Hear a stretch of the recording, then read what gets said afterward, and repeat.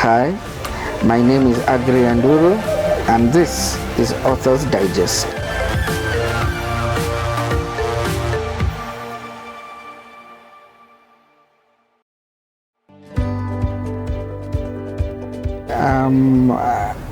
Let us say it was fortune. My mom was doing HR, and she brought her work home a lot, and the work was interesting. So when we became of age, it seemed like the most viable option.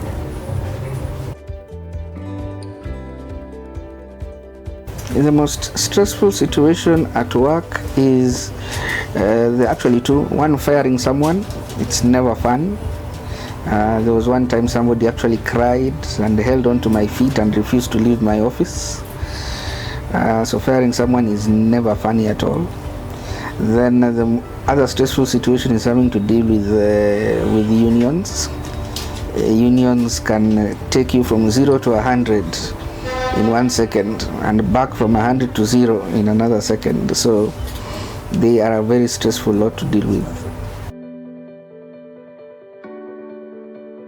Discovering things about yourself and other people. People are very interesting to observe, and you get to observe them a lot when you're doing HR. A typical day would involve me getting to know what the client wants, me seeing if I have what the client wants in my database, and if I don't, me knowing where to source for what the client wants. So all of that can be something that can be done in 15 minutes right up to a time span of 8 hours. First off, I have to tell you the HR exists to protect the interests of the employer first. But in protecting the interests of the employer, he has to protect the interests of the employee. So one, you get a contract.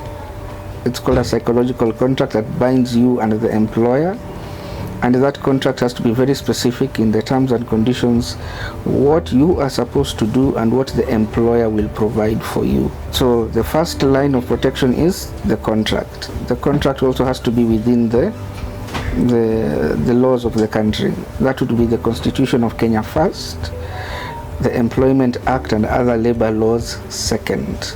So if there's something unconstitutional in your contract, that contract is not binding. It is illegal. The other method of protection is to have dialogue with your employees constantly. It is important to have dialogue with your employees throughout the course of engagement. They will tell you what is affecting them at work, and when you can address those issues, work will flow a lot easier.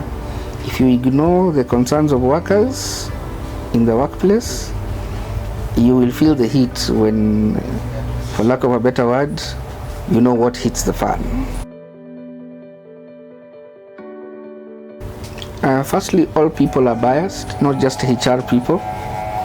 There is something we all look for when somebody walks into our office, and if that person walks into your office and presents it immediately, you will gravitate towards that person. It's natural. It's something that all human beings do. However, as HR professionals, we are required to be more thorough in our recruitment process to make sure you get the best candidate for the job.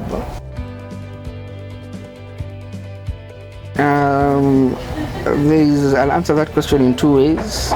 Firstly, there's the ideal workplace for me as Aggrey Anduuru, and there's the ideal workplace generally. For me, the ideal workplace would be one where there's freedom to make mistakes and to learn from them,